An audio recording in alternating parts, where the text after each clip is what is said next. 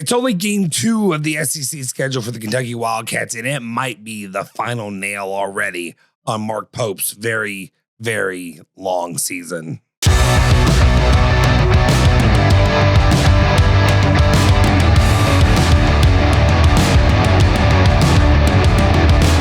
What's cooking? Welcome back into another edition of ESPN Louisville Plus Instant Reaction. I'm Justin Soforo, and of course, I got you covered for all things cards, cats, bourbon, and that bluegrass. And of course, tonight we are instant reacting to the Kentucky losing in a historic fashion against the Missouri Tigers at home in the friendly confines of Rupp Arena, in a situation where the Boobers came out and they were heard. They were heard for Mark Pope. They were heard for this pathetic-ass team. And they were heard for Mitch Barnhart, who we'll see if he ever gives a damn and actually is going to make an effort to give a winning product on the court outside of when, Mike Pratt comes in and forces them to hire John Calipari.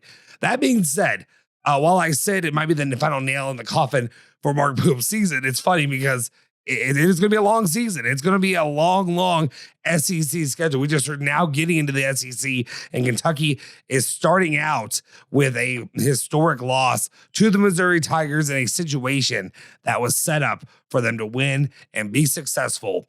This is a Missouri team, again, that had lost by 43 points to, at the time, number 20, Illinois. And I'm sorry, that is not the standard for Kentucky basketball, to lose to this bum-ass team at home. And it's just a bigger situation. While I can talk about the game, and there were a couple talking points I had watching the game, just thinking, okay, right before the half, tried to do everything he could to save this season and to save Kentucky with a chance to have something to play for against a mid-Missouri team. I'm sorry, this is not a good Missouri team. It's not a great Missouri team. This is a mid team that you're going to be facing in the SEC. We saw what happened against Alabama, and a difficult team that can perform, that has all the players, and that has great coaching. And I'm sorry, Gates he ain't bringing great coaching to this Missouri team.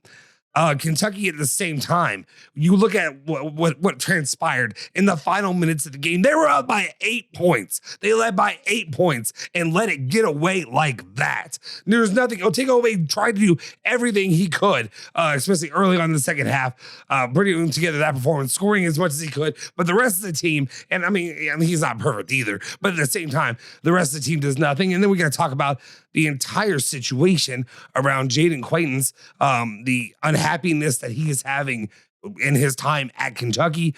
We've seen the tweets. We've seen the comments by his parents. We've seen the anger, a little bit of outrage about the way he's being utilized and the lack of giving him playing time. I understand you have a guy who has a coming out and is one of the best teams, not only on this Kentucky team, not only probably in the SEC, maybe in the entire damn country, with the ability that he has. Dude is built like a machine. Yet for some reason, Mark Pope will not utilize him in the way that he should, give him the playing time that he should.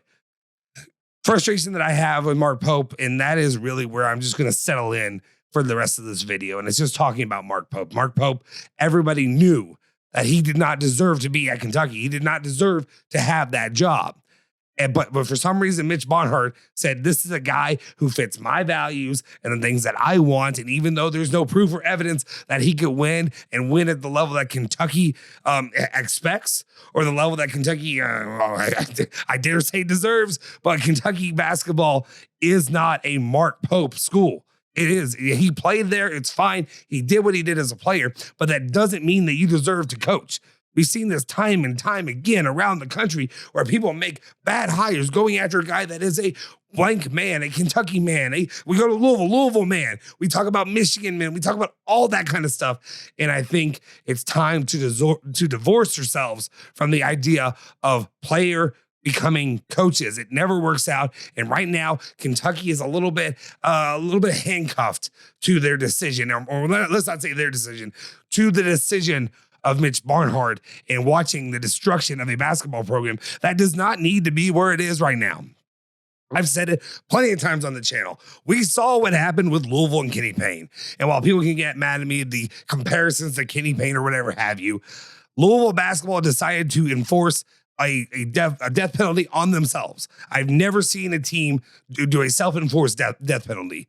And this is somewhat similar, while I understand Mark Pope actually can coach to a certain level. Mark Pope can actually get to a certain level. He can win very mid. If you want a mid coach, Mark Pope can get you there. He's going to take you all the way to mid. If you want, a 5 seed, if you want him to bow out somewhere in the tournament, maybe. I'll be honest, I was shocked, surprised that he was able to get as far as he did last season in the NCAA tournament. But for a coach who has not shown any promise or ability to do anything else, who is too soft, who is too kind, who is too quiet, who's too afraid to be a little bit rough, to dare say the 4-letter words. How dare he ever say you have to throw a frick, an R in there, an FRICK is what you get out of Mark Pope. That being said, Kentucky basketball, the fans do not deserve to have to deal with what they're dealing with.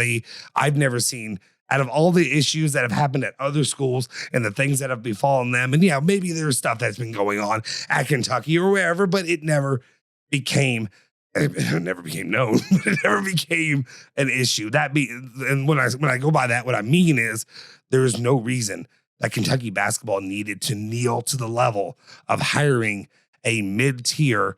I'm sorry, I'm going to call him a mid-major coach. I think BYU's kind of, even though BYU, one thing we could look at is BYU is also better now than they were while having Mark Pope at the helm. So there you go. What's that telling you right there? I don't know I know what the solution is. I don't know what the instant solution can be. Is there anything that can be really saved for the rest of the season for Kentucky? Is there a way that they can come out and still make the NCAA tournament? And I know maybe that's a hard line to draw when they're right now, 9-6 now. I guess falling to that. But to me, you're looking at an NIT team. You're looking at a team that I don't know what you can really take a value from this season. Especially there's nothing you can tell me that makes you feel better about going to the next season. This is a $22 million team that Kentucky spent on this team. And that's what Mark Pope is able to get out of this roster. At this point, even though, Rick Pitino ain't doing well himself, what is that the guy? Does Kentucky need to call? Do you need to go back and do the Bobby 2.0 that Louisville football did and go back to the Wild and say, Rick, time to come back to Camelot. We know you can actually coach. We know you can get it done. The last years until you die, until you fall, until you literally collapse on the court. Kentucky basketball is going to need you there. I don't know where they go. Because so many of these other guys too, Nate Oates, Danny Hurley, whoever else, the guys that you're talking about who make sense, who fit the position of the head coach of Kentucky, they're probably not coming. You can't money whip guys anymore either.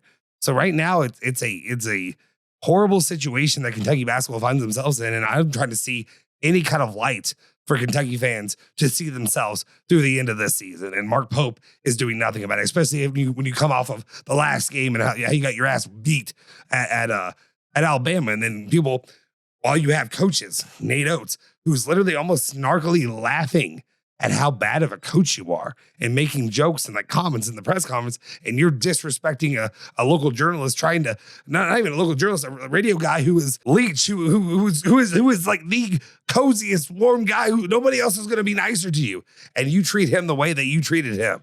So at this point, I don't know what else can happen from here. I'm done.